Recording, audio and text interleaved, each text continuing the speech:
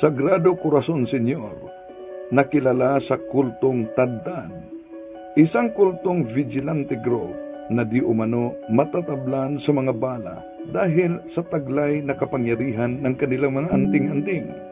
Ngunit, tinadtad sa operasyon ng kapulisan at mga kapgo. Bakit naging kalaban sila sa mga otoridad? Naging paramilitary group sila nakaanib sa pamahalaan upang labanan ang umusbong na insurhensya sa NPA. Isa sa pinakakilalang namumuno sa kanilang samahan, si Roberto Modrena Jr., ang kilalang di daw matatablan. At ang pangalang Tadtad ay pinalitan nito sa pangalang Catholic God's Spirit. Pero bakit naging kalaban sila sa mga otoridad at natandad sa operasyon ng kapulisan at kapgo?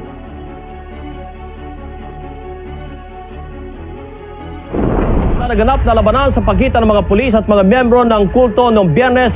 20 ang namas para arestuhin ang isang miyembro ng kulto. Sinubukan kong kausapin na sumurrender na lang ng mahinahon. Pati nanay at tatay niya, sinama ko na. Para Ito ang pangyayari noon kaugnay sa operasyon ng PNP at Kapgo sa grupo ng Tadtad, yung nagdala sa pangalan na Catholic God's Spirit. Pero hindi sila kaanib talaga sa simbahang Katoliko, nagbuo ng sarili. Hanggang ngayon, meron pang mga umanib sa naturang grupo na may mga anting-anting. Dahil daming mga kaso, mga kapatid, na naharas, extraordinary, yung mga apo sa mga ninuno nila na miyembro nitong Tadtad. Sagrado Corazon, dami pa mga pangalan na iba. Dapat alam natin ito. Dahil sa pag-iikot namin sa iba't ibang bahagi sa ating bansa, Visayas, Mindanao, Luzon, ang daming mga sumusuko na mga anting-anting dahil sa iba't ibang grupo at isa na nito itong Tadtad. Sa akala nila na Diyos naman ang layunin nito dahil ang mga prayer, fasting ay sa simbahang Katoliko daw ang mga prayer. Pero hindi nila alam, occultism yan. At occultism is Satanism. At yung superstitious belief lang, ayon sa Catechism of the Catholic Church, superstition is a total departure of the worship that we give to the true God. Tatalakayin natin ito, samahan ninyo. Kasi mamalingan, pag palaging inulit-ulit ay magmukha talaga ng katotohanan para sa ating mga kapatid na kulang ang kaalaman. Ang pagkadaya ay maranasan sa iba't ibang paraan. Pero napakasakit pag madaya tayo sa pananampalataya. Dahil nanganib pati ang ating kaluluwa. Viva Cristo Rey! Pro Dio et Ecclesia! Kumusta sa lahat nating mga suking taga-subaybay? Welcome po. Tatalakayin natin itong grupo ng Tadtad dahil may mga miyembro pa na umanib dito. Ang daming mga sikta na may mga libreto, yung libreto maliit na aklat yan, na may mga prayer na Latin at may para di matablan, may para di makita at ibang anting-anting libreto. At yun mga Tadtad meron din maliban sa mga anting-anting nila. Umusbong ito noon, kung maalala ninyo, sa panahon ng conflict between sa grupo ng mga pirata noon. No? During nila ni Father Jose Ducos dito sa aming lugar, grabing pirata. May mga Kristiyano din na naggawa ng kanilang organisasyon at yung organisasyon na ito ay tinatawag na Ilaga. Nakilala to yung ilaga, no, na grupo na di daw matatablan. So, ang problema naman ng ating bansa ay kaugnay sa NPA, ang lumabas na grupo, ito namang kultong Taddad. No? Ang kultong Taddad na reliyosong grupo daw at nagdadala sa pangalan ng Catholic God's Spirit. Pero, kulto sila. At di daw umano tatablan sa anumang bala. Pero ang bidyong ito ay nagpakita na mali sila. Ganon talaga ang mga kalaban natin, lalo na fallen angels, mga kapatid. Bakit? Dahil ang mga fallen angels na kalaban natin ay ibigay niya ang anumang gusto natin, 99%, pero mag-ingat sa 1% dahil gigibain niya ang 99. Sa ritual nila makita na may mga di talaga matablan. Tulad sa operasyong ito. Sagawa tayo ng komento kaugnay dito. Kulto na nagtataglay ng kapangyarihan sa pamamagitan ng kanilang ginampanang ritual at mga anting-anting na minsan ang naging paramilitary organization o kaanib ng pamahalaan na lumaban sa nooy pag-usbong ng insurgency sa ating bansa. Isa sa pinakakilalang tagapamuno ng naturang samahan ay si Roberto Madrina Jr. kung saan ito siya nakabase sa Bukidnon, no, na grupo, at ang grupo nila na Taddad pinalitan niya sa pangalan na Catholic God's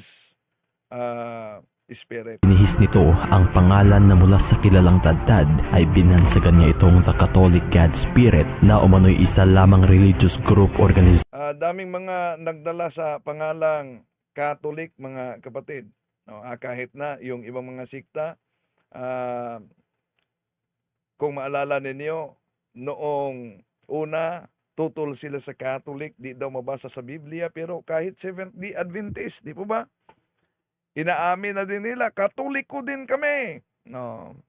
So, ang daming mga nagdala na sa pangalang Catholic, pero hindi ibig sabihin na kung dinala nila ang pangalang Catholic, lalo na kung meron silang sariling mga ritual tulad nito at mga anting-anting, yun ay total departure of the worship that we give to the true God. At ang kulto, unang Korinto kapitulo 10 versikulo 20, ay pagsamba ng demonyo, hindi sa Diyos. Kung saan nakasaad umano sa banal na kasulatan ang paggamit ng kanilang tinataglayng kapangyarihan bilang panlaban sa masasamang elemento. Ngunit buwan ng Agosto taong 2000, Barangay Kimanait, Pangantukan, Bukidnon, ang kinilalang Taddad na umano'y hindi ninuman kayang matagusan ay tila ba tuluyang natadtad ng bala nang makasagupan nila ang mga kasundaluhang bitbit. Di niya ipinakita di nandito ipinakita yung karumal-dumal na pangyayari. Ang nag-video nito na taga ABS-CBN, nakasama ko sa seminar sa KBP doon sa Manila, kung saan kinikwento niya ang naturang pangyayari na siya ay sumama sa operasyon, siya ay nag-video nito at kasali sila na pinatawag sa Senado dahil naimbestigahan ito sa Senado. At nakapasok talaga umano siya sa Senado, napakaginaw umano. Ay, batay sa kwento niya habang nagseminar kami sa KBP noon. Ang matataas na kalibre ng baril, naging isa sa pinakamadugong encounter ang pangyayaring ito kung saan sa loob lamang ng ilang minuto pumantay ang katawan ng 16 na miyembro ng Taddad na kalunos-lunos ang sinapit. Ngunit ano nga ba ang tunay na kwento sa pagkatodas ng 16 na miyembro ng samahang Bakit ba nagiging kalaban sila sa militar dito? Na naging paramilitary group sila na lumaban sa pag-usbong ng NPA noon. Okay, tuloy natin. Umano tinatablan na pinangalanang The Catholic God Spirit o mas bansag sa tawag na Taddad.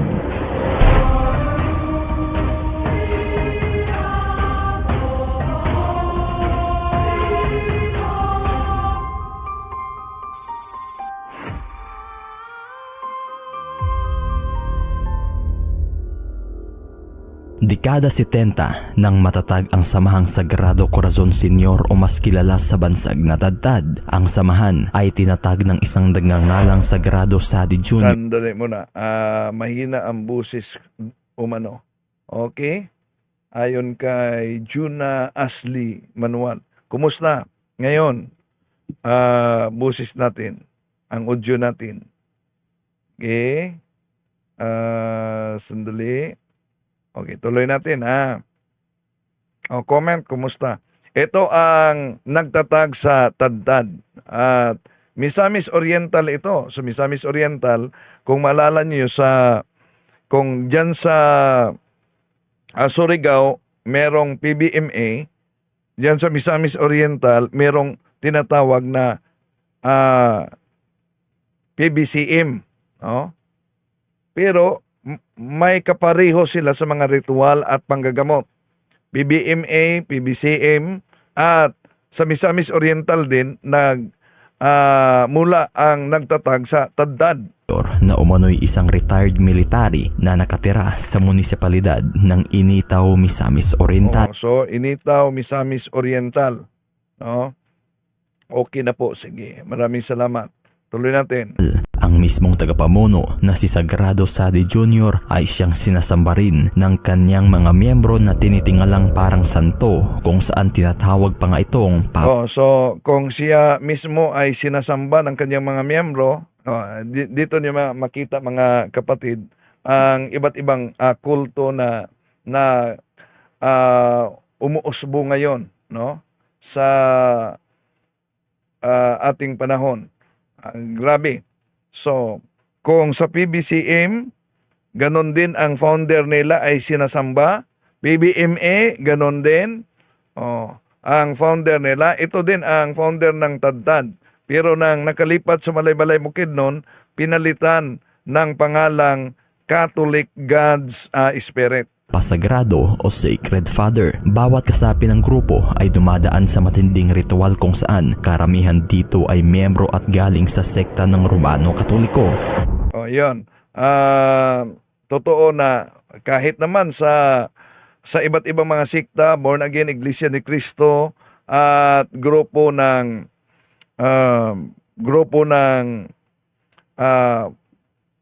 Church of Christ, Mormons, karamihan Katoliko talaga dahil nauna ang Katoliko sa Pilipinas, no? At ang problema sa ating mga kapatid na kulang talaga ang kaalaman kaugnay sa tamang pananampalataya, sa tunay pananampalataya sa ating simbahan. Kaya iyon ang dahilan na daling matangay at katuparan yan sa unang Juan 2:19 na sila'y galing sa atin, ngunit sila'y humihiwalay sa atin upang makilala na sila'y hindi talaga kasama natin. Ang grupo ay gumagamit ng tinatawag na mga anting-anting kung saan ito umano ang nakapagbibigay sa kanila ng proteksyon at yung karamihan meron nang di maniniwala kaugnay sa mga anting-anting, pero totoo ang anting-anting.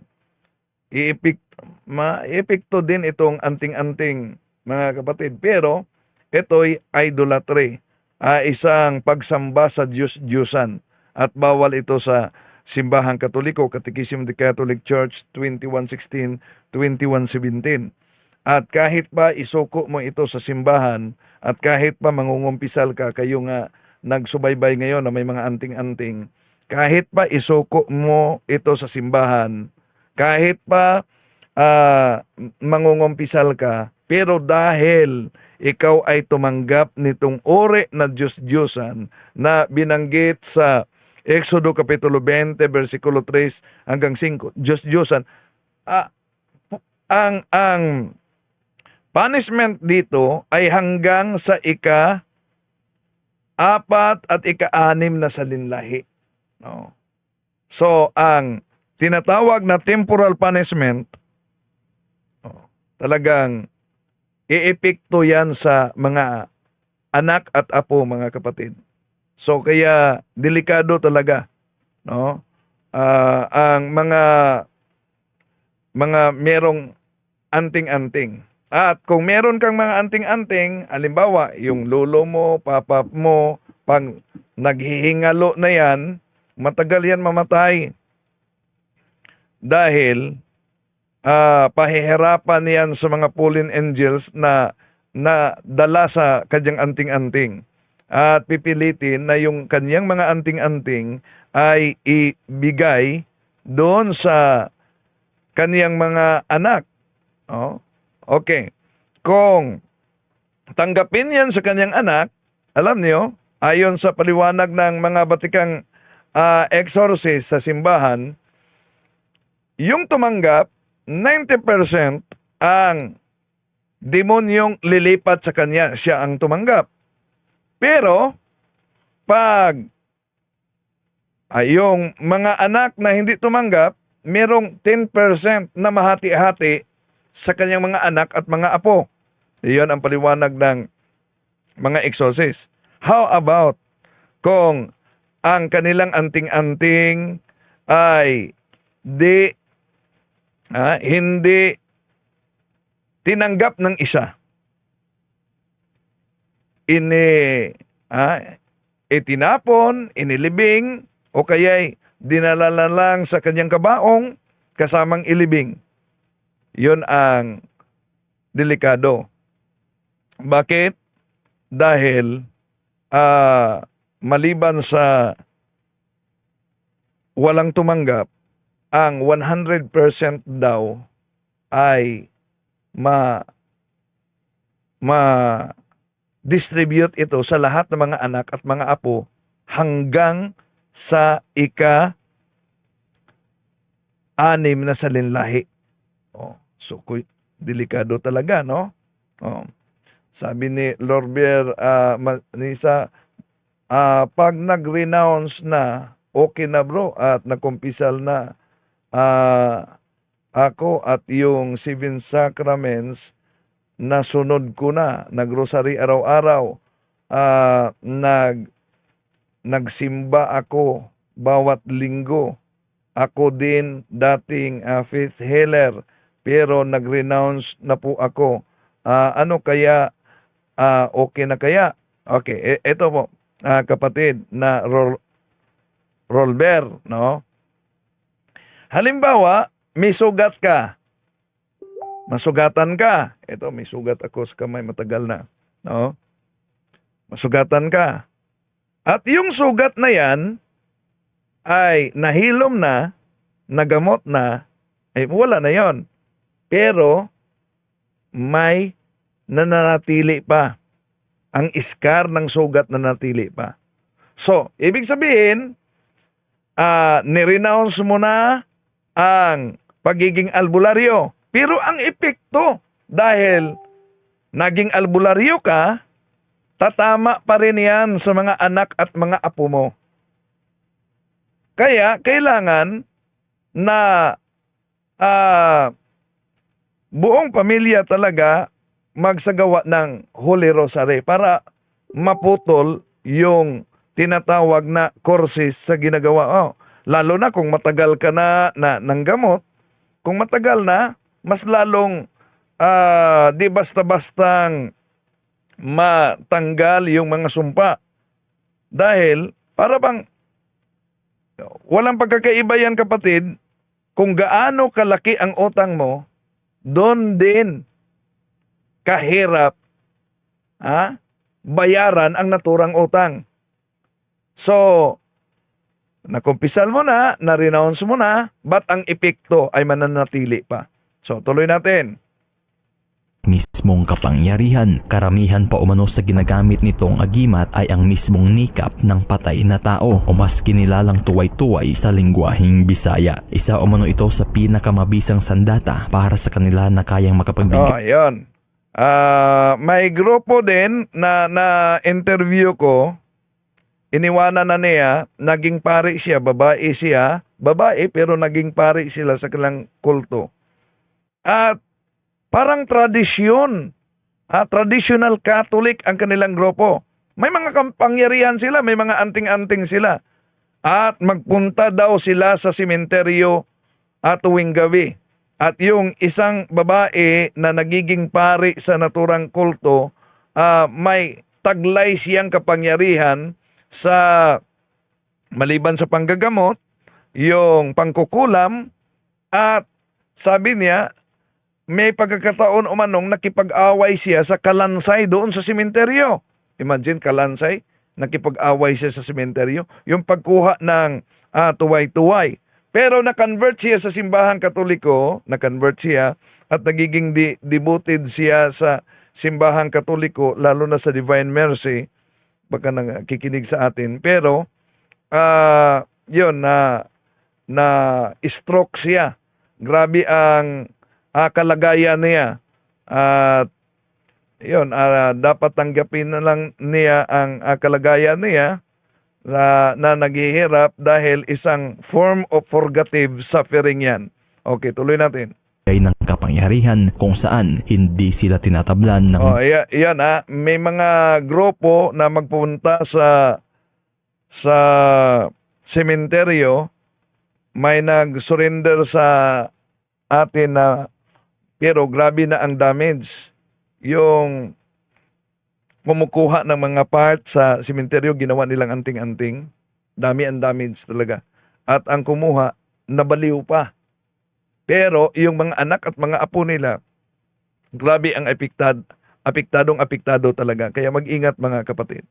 bala at mga patalim. Kinailangan ring dumaan ng bawat miyembro sa mga initiation. So may mga ritual talaga sila, may mga initiation. Ako, matagal na yon sa media mga kapatid.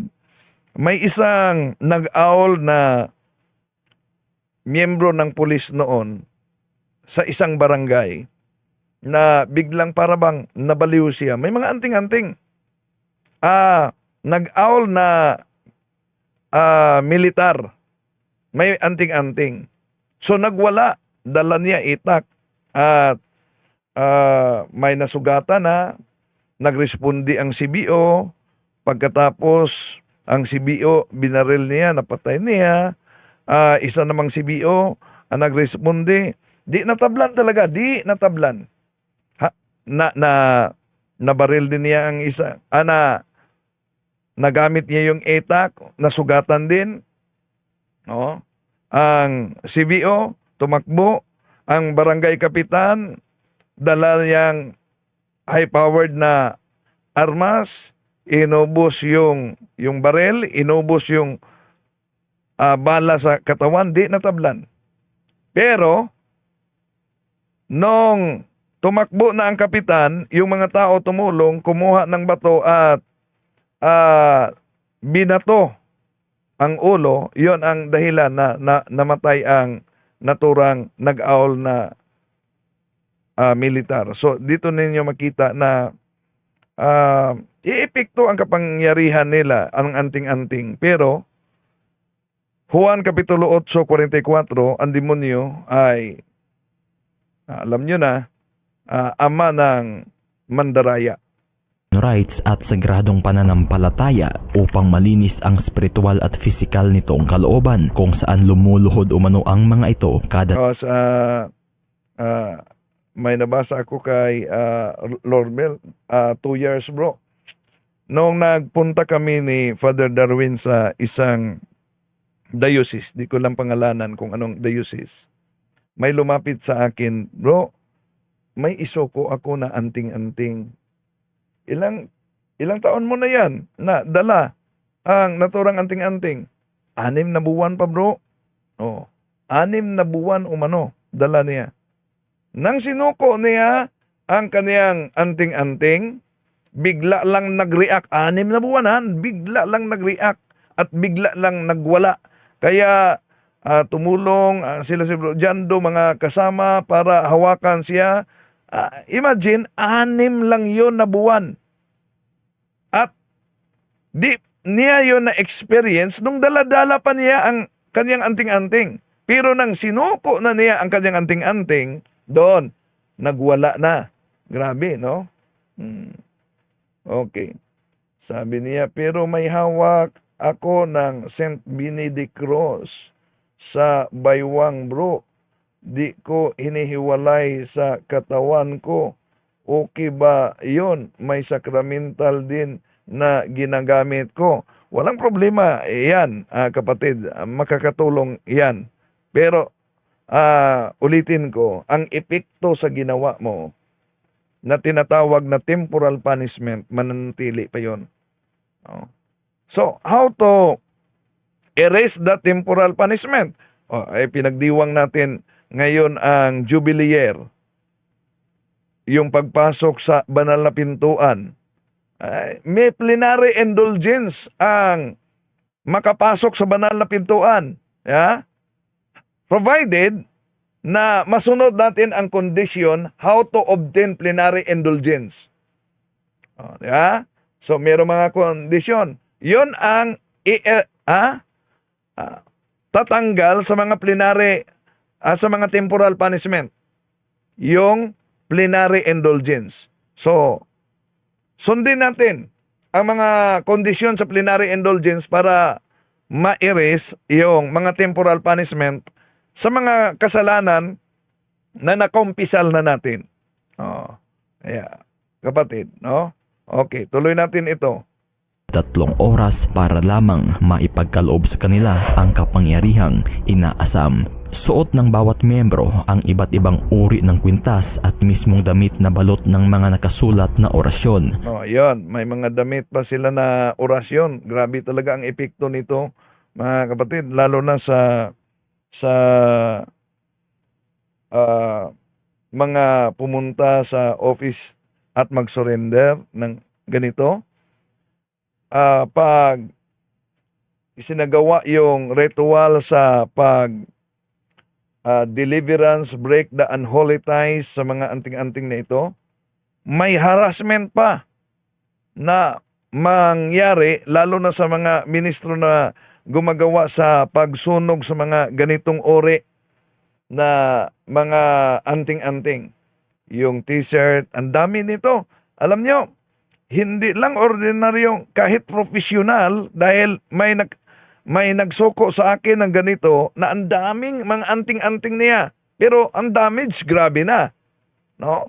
Pati na itong t-shirt na may mga drawing, na may drawing ng Panginoong Jesucristo, may drawing ng cross, may mga Latin na nakasulat. Pero grabe na ang damage ng sinuko niya ang naturang anting-anting. So, siguro, sa mga kapatid nating nagsubaybay ngayon, no, na mayroong ganito, dahil sa pag-ikot namin, lalo na sa Zamboanga, Sibugay, ang dami, grabe. Sa Zamboanga, Sibugay, diyan sa Suba Nipa, diyan sa San Miguel, daming mga sumusuko ng mga anting-anting. At meron pang dahil nakita kasi nila na may isang parokyano na ang papa ay may anting-anting. At lumapit lang para magpa-pre-over. Nang nagpa-pre-over, abay, grabe talaga ang nagwawala. Kaya tumulong na yung mga yung parish priest at yung vicar, yung assistant niya, tumulong doon sa nagwawala. At nagtanong ako, bakit ganon karami, lalo na dyan sa Zamboanga, Sibugay, dyan sa Zamboanga City, dyan sa Basilan. Sa Basilan, kahit sa may mga Kristiyanos din na may mga anting-anting. Dahil sa takot sa Abu Sayyaf. Pero dapat iwanan yan. Daming mga nagsubaybay daw sa atin dyan sa Basilan. Isoko ninyo yung mga anting-anting na yan. May exorcist dyan sa Basilan. May exorcist dyan sa Basilan. Isoko ninyo yung anting-anting ninyo dahil occultism yan. Isang uri ng pagsamba sa demonyo. Okay, tuloy natin. Makikita rin halos sa buong miyembro ng grupong Tadtad ang galos ng pagtataga sa kanilang mismong braso. Ito ay nang dahil bago pa man umano so, yan, nakita na di talaga tatalab. Pero, alam niyo naman na ang demonyo ay sinungaling. Sabi ni Reus Oranio, need kasi mag-grocery ng 6 p.m., 3 p.m., 6 a.m. at 3 p.m. Hindi ko nanood at ayaw ko nga kusa lang na mawala. Okay. So, tuloy natin. Kung ganap ka ng kasapi ng tadtad ay kinailangan mo munang malampasan ang ritual kung saan tinataga ang mismong braso at kung hindi ito tatablan ay So, hindi lang tadtad, meron pa dito, dami, kahit mga politiko umanib. Yung tinatawag na shepherd. Isang grupo ng shepherd na di daw matatablan. Pero ilan na politiko na umanib sa naturang grupo dahil ipakita talaga yung barel, merong mga sa magasin, meron talagang bala, at itis yan sa katawan, di talaga matablan.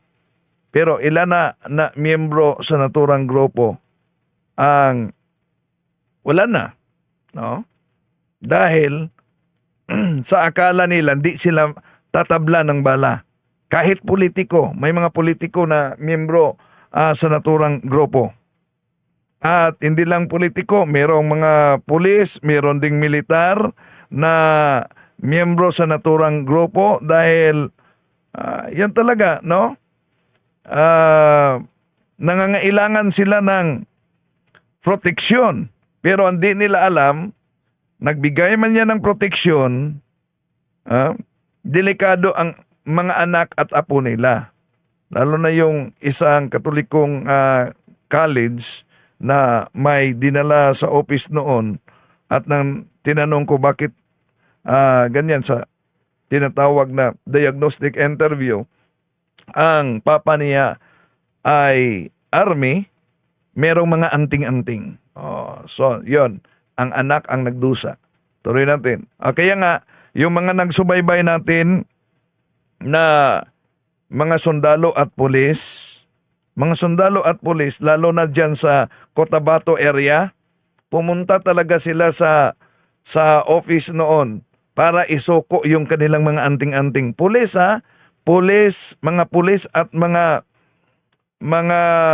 sundalo. Pero ngayon, di na kayo kailangan pang pumunta sa office namin dahil sa Cotabato, Diocese of Cotabato, meron na kayong exorcist dyan. Tuloy natin. tiyak ipinagkaloob na sa iyo ang kapangyarihan at kung magtamo naman ito ng galos, isa o mano itong indikasyon na hindi pa ipinagkaloob sa iyo ang kapangyarihan kung saan hindi ka kikilalaning miyembro ng naturang samahan. Ayan ang kanilang ritual. Kung may galos ka man sa itak, di ka pa ganap na miyembro. Pero kung wala ka ng galos, ayan, magiging ganap ka ng miyembro sa naturang kulto. Pero kahit pa iniwanan mo na ang grupo at kahit pa itapon mo na yung mga anting-anting, may epekto talaga yan. May epekto yan sa mga anak at apo mo. Okay, tuloy natin. Nang dumaan ang panahon kung saan tumunog na ang kahapon may communicate sa akin na pari sa ibang diocese at pinakita niya sa akin, sabi ni Robert, wala daw exorcist. So pagdasal natin na magkaroon ang diocese ninyo ng exorcist. Okay. May pare na nag-message sa akin, di ko lang palang ngalanan, sa ibang archdiocese, mga kapatid. Pinakita niya ang picture ng isang bata na kinagat. Ito, sandali picture ng isang bata na kinagat ng kaniyang laruang labubo. Imagine. Kita nyo yung labubo na kumalat ngayon sa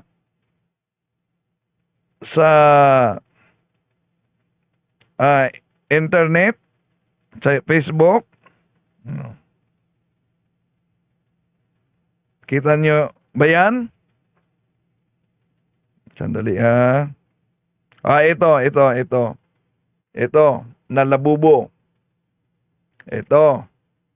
Oh, umalat ito. So, ang pare na nag-deliverance, sandali ang pare na nag-deliverance nito, na ito, pinadala niya sa akin ang bata, ito, kinagat daw nitong labubo. At paulit-ulit na deliverance, sabi niya, na ano kaya ang pwede pang tingnan dito dahil paulit-ulit na yung inaatake ang bata. Sabi ko, sa naturang pare na kaibigan natin na dapat i-diagnose ang mga magulang. Baka nasa mga magulang ang entry point. Yon, nag-message siya sa akin. Ang papa daw ay albularyo. Ang mama ay kasal sa simbahan sa unang asawa at hiwalay. At ayun, naging kalibin yung albularyo. O yun, isa yan sa entry point, no? Isa yan. Entry point. Anong labubo di namin magets? Oh, ay tingnan niyo na lang yang Google niya lang, lalabas yang manikin na labubo diyan. Oh. Lalabas yan, mukha ng demonyo. Oh. At maraming mga bumibili ng ganyan. Tuloy natin. Pangalan ng Taddad kung saan unti-unti nang dumami ang kasapi nito. Dito na sila ginamit ng unti-unti talagang dumami yung pag-usbong sa insurgency, yung NPA noon, no, dumami ang NPA. Grabe. Sa area Misamis Occidental noon, sa Surigao area, sa Butuan area, sa Malaybalay, grabe. At dumami din ang mga miyembro ng Taddad. Totoo. Paboritong-paborito to sa mga artista, no, ang labubu. Pero grabe. Nakita ko talaga ang pinadala sa pare dito na yung kamay ng bata kinagat ng labubo. Diyan pa lang makita na natin na meron talagang nagtatagong espiritu sa naturang labubudal.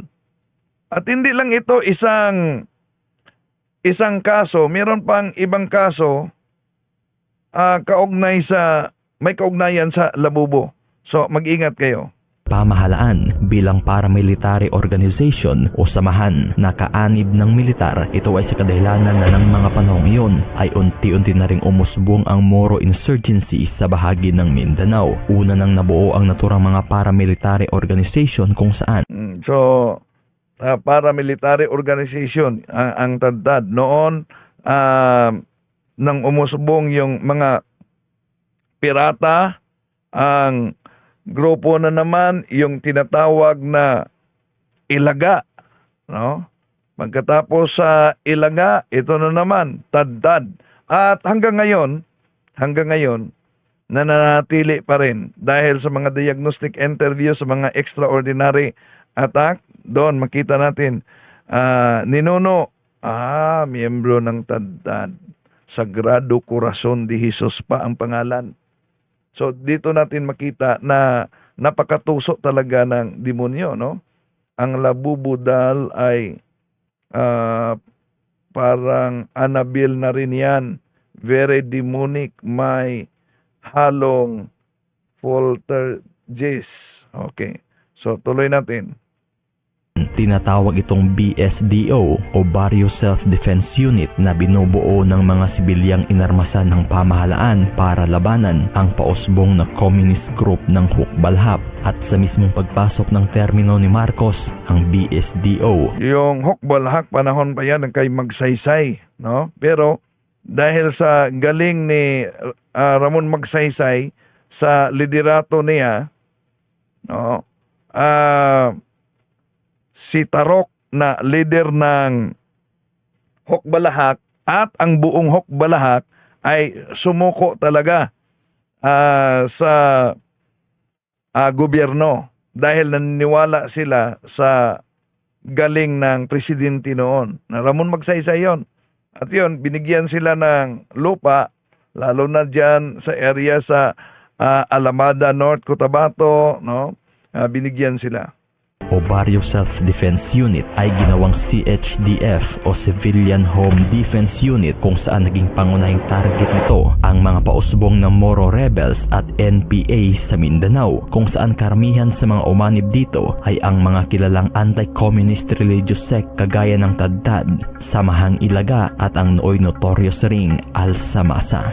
Kalaunan nang mapatalsik si Marcos, binuwag rin ang binuo nitong CHDF at pinalitan ng tinatawag na CAFGO na binuo naman ng Administrasyong Aquino under AFP Reservist Act. Ito ay upang labanan pa rin ang patuloy na pag-usbong ng insurgency lalo't mismo sa bahagi ng Mindanao, kung kaya't dito na rin nasubok ang taglay na kapangyarihan ng bawat anting-anting ng mga samahang tinatawag na kulto, kung saan isa nga ang organisasyon ng Tadtad na saksihan po umano ng mga militar ang kakayahan nilang hindi tinatabla ng bala o kahit anumang uri ng mga patalim, bagay na nagresulta rin ito sa pakikisapi ng iilang militar sa grupo ng Tadtad. At nang naging mabisa ang sanib pwersang samahan ng Tadtad at militar, kung saan tuluyan ng napahina ang pwersa ng mga rebelde, dito na tuluyang nagkaroon ng pansamantalang kapayapaan ang isla ng Mindanao. Ngunit sa likod ng kapayapaang nakamit, napalitan naman ito ng tila ba mapang-abuso at sigang miyembro ng grupong Tadtad. Nakaladkad at nasangkot na ang pangalan ng mga ito sa malalaking krimen at mga masasamang gawa. Yan ang dahilan kung bakit nangyari yung sa Bukidnon noon, no? Yung Tadtad na dahil meron siyang warrant of arrest at nang nag-serve ng warrant of arrest dahil naniniwala siyang di siya matatablan, yon nakipag-away, yon ang resulta. Mga miyembro nila, pati na yung Roberto ay natandad sa operasyon ng PNP at CAFGO. So, diyan natin makita na yung sinasabi nilang di talaga matatablan, delikado yan mga kapatid, no?